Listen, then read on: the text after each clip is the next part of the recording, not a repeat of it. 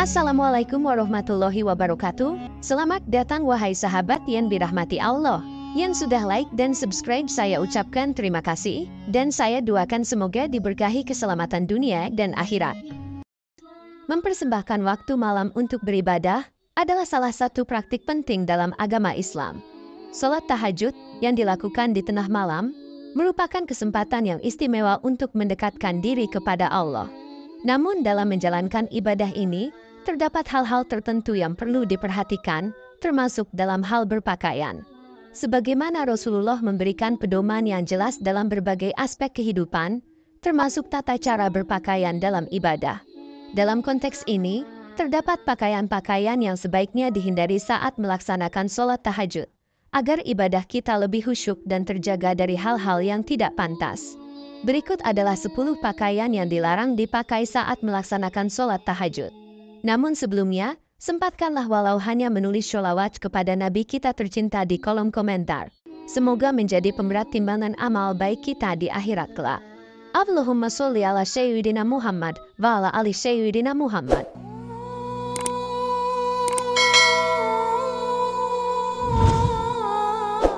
Pertama, pakaian mewah memang seringkali menjadi godaan bagi banyak orang, tetapi dalam konteks ibadah, Islam menekankan pentingnya menjaga kesederhanaan. Nabi Muhammad sendiri telah memberikan peringatan keras terhadap kesombongan dalam berpakaian, menyadarkan umatnya akan bahayanya. Dalam hadis riwayat Ahmad, beliau dengan tegas mengingatkan agar umatnya tidak terjerumus dalam kemewahan yang berlebihan. Kesederhanaan dalam berpakaian bukanlah sekadar tuntutan kosmetik, melainkan bagian integral dari ibadah. Ulama-ulama Islam juga sepakat bahwa memakai pakaian mewah saat ibadah dapat mengganggu konsentrasi dan memengaruhi ketundukan. Oleh karena itu, memilih pakaian yang sederhana dan tidak mencolok saat melaksanakan sholat tahajud adalah wujud penghormatan terhadap nilai-nilai spiritual serta kepatuhan kepada ajaran Islam. Kedua, pakaian sutera seringkali dianggap sebagai lambang kemewahan yang rentan memicu kesombongan. Nabi Muhammad dengan tegas melarang penggunaan sutera bagi kaum pria, mengingatkan umatnya tentang pentingnya kesederhanaan. Hadis yang diriwayatkan oleh Abu Dawud menjadi bukti nyata akan hal ini. Pemakaian sutera oleh laki-laki dianggap bertentangan dengan ajaran Islam yang menekankan nilai-nilai kesederhanaan. Ulama-ulama Islam sepakat bahwa menjaga kesederhanaan dalam berpakaian, terutama saat beribadah, adalah suatu keharusan. Kesombongan yang mungkin timbul akibat pemakaian pakaian sutera dapat mengganggu konsentrasi dan khusyuk dalam ibadah. Larangan ini tidak hanya berkaitan dengan sifat materialistiknya, tetapi juga mencerminkan pentingnya menjaga hati yang rendah hati dan penuh kesederhanaan saat beribadah, sesuai dengan ajaran Islam yang diajarkan. Ketiga, pemilihan aksesoris yang diragukan kesuciannya juga menjadi perhatian penting dalam ibadah sholat tahajud. Beberapa aksesoris seperti dompet atau ikat pinggang yang terbuat dari kulit binatang dapat menimbulkan keraguan terhadap kesuciannya, terutama jika bahan tersebut berasal dari kulit hewan yang tidak diizinkan dalam Islam, seperti kulit babi atau kulit ular. Kesadaran akan kesucian dalam ibadah menjadi kunci utama, karena penggunaan aksesoris yang diragukan kesuciannya dapat mengganggu konsentrasi dalam ibadah. Dewan Fikih Malaysia melalui fatwa mereka menegaskan pentingnya kehati-hatian dalam memastikan kesucian barang-barang kulit yang digunakan dalam sholat. Ulama-ulama juga sepakat bahwa lebih baik untuk menghindari penggunaan aksesoris yang kesuciannya diragukan, demi menjaga kesucian ibadah. Dalam konteks ini, kesadaran terhadap kesucian menjadi aspek penting dalam setiap tahapan ibadah, termasuk dalam pemilihan aksesoris yang digunakan saat melaksanakan sholat. Keempat, memahami larangan terkait pemilihan pakaian yang layak untuk ibadah sholat tahajud, juga mencakup pemahaman terhadap pakaian yang sifat najis atau kesuciannya diragukan. Mengenakan pakaian yang tercemar najis atau memiliki keraguan akan kesuciannya, seperti pakaian yang biasa dipakai kerja atau perjalanan yang diragukan, dapat mengganggu konsentrasi dan khusyuk dalam ibadah. Imam Malik bin Anas dalam kitab Al-Muwatta menyatakan, lebih baik bagi seseorang untuk tidak sholat dalam jubah yang najis. Para ulama sepakat bahwa menjaga kesucian pakaian merupakan bagian integral dari menjaga kesucian ibadah itu sendiri. Oleh karena itu, Jika terdapat keraguan akan kesucian pakaian yang akan dipakai untuk sholat tahajud, disarankan untuk memilih pakaian yang pasti bersih dan tidak diragukan kesuciannya. Hal ini menekankan pentingnya menjaga kebersihan dan kesucian dalam setiap tahapan ibadah, termasuk dalam pemilihan pakaian untuk sholat tahajud. Kelima, pemakaian pakaian yang terlalu ketat dapat berdampak serius pada ibadah sholat tahajud, karena dapat mengganggu gerakan tubuh dan mengurangi khusyuk. Lembaga Fatwa Mesir dengan tegas menegaskan pentingnya menggunakan pakaian yang sesuai dengan ajaran Islam, serta menjauhkan diri dari pakaian yang terlalu menyempit yang dapat menghambat gerakan tubuh saat beribadah. Pendapat ulama-ulama Islam yang menguatkan hal ini menekankan bahwa memilih pakaian yang longgar dan tidak mengganggu gerakan tubuh saat sholat adalah suatu keharusan. Kualitas dan konsentrasi dalam ibadah seseorang sangat tergantung pada seberapa nyaman dan bebas gerak pakaian yang dikenakan, sehingga pemilihan pakaian yang tepat merupakan aspek penting dalam menjalankan ibadah sholat tahajud. Keenam, dalam konteks pemilihan pakaian untuk ibadah sholat tahajud, penting untuk memperhatikan preferensi Nabi Muhammad terhadap warna-warna tertentu, sebagaimana yang disebutkan dalam riwayat yang diriwayatkan oleh Abu Dawud dan Tirmidzi. Riwayat tersebut mengindikasikan bahwa Nabi Muhammad tidak menyukai penggunaan pakaian berwarna merah, kuning, dan jingga.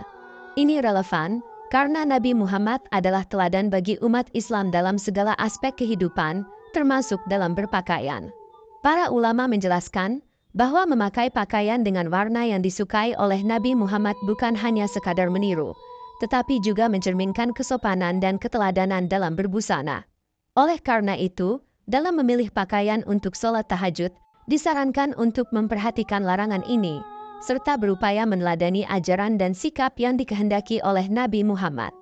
Ketujuh, dalam konteks pemakaian pakaian yang berbau tidak sedap saat melaksanakan sholat tahajud, penting bagi seorang muslim untuk memperhatikan kebersihan dan aroma dari pakaian yang dikenakan. Sebagaimana disebutkan dalam hadis yang diriwayatkan oleh Abu Dawud, Nabi Muhammad telah memerintahkan umatnya untuk menggunakan wangian yang harum. Hal ini menegaskan pentingnya aroma yang menyenangkan dalam ibadah, termasuk dalam sholat. Para ulama juga sepakat bahwa memilih pakaian yang bersih dan beraroma menyenangkan adalah cara untuk menjaga konsentrasi dalam ibadah sesuai dengan nilai-nilai kesucian dan kebersihan yang diajarkan oleh Islam. Oleh karena itu, dalam melaksanakan sholat tahajud, seorang muslim sebaiknya memastikan bahwa pakaian yang digunakan tidak hanya bersih secara fisik, tetapi juga memiliki aroma yang menyenangkan, agar dapat mencapai konsentrasi yang maksimal dalam beribadah.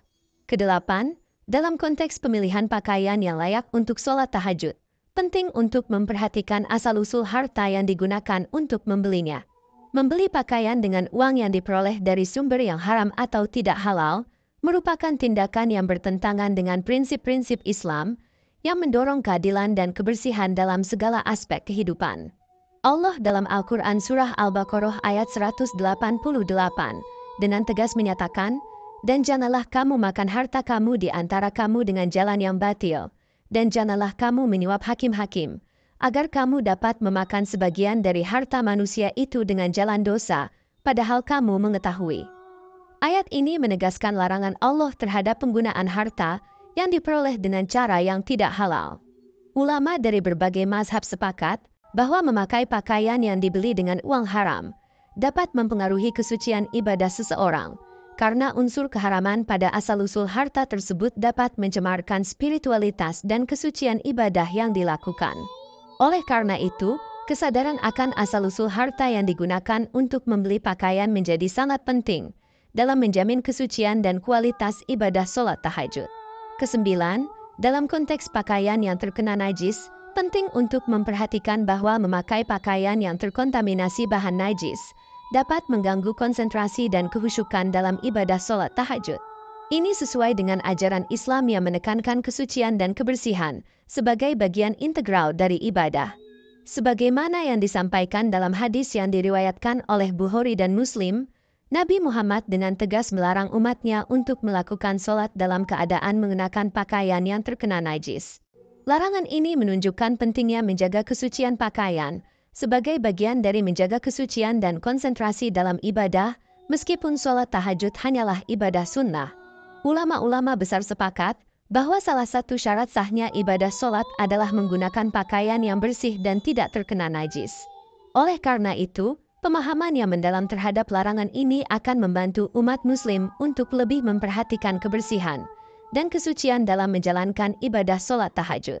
Kesepuluh, tidak memakai pakaian atau telanjang dada dianggap sebagai tindakan yang tidak pantas dan melanggar adab ibadah yang mencerminkan pentingnya menghormati tempat ibadah dan kesucian ritual. Sebagaimana terdapat dalam hadis yang diriwayatkan oleh Imam Bukhari, Abu Hurairah melaporkan bahwa Rasulullah bersabda, "Tidaklah diterima sholat dari seseorang yang tidak mengenakan pakaian." Penegasan ini memperkuat perlunya berpakaian yang layak dalam menjalankan sholat. Ulama-ulama sepakat bahwa memakai pakaian yang sesuai dengan syariat Islam adalah bagian integral dari menjaga adab dalam ibadah, mengingat pakaian yang sopan dan sesuai aturan merupakan wujud penghormatan terhadap Allah, serta memperlihatkan kesungguhan dalam menjalankan perintahnya. Semoga dapat bermanfaat untuk kita semua. Wallahu a'lam bishawab. Wassalamualaikum warahmatullahi wabarakatuh.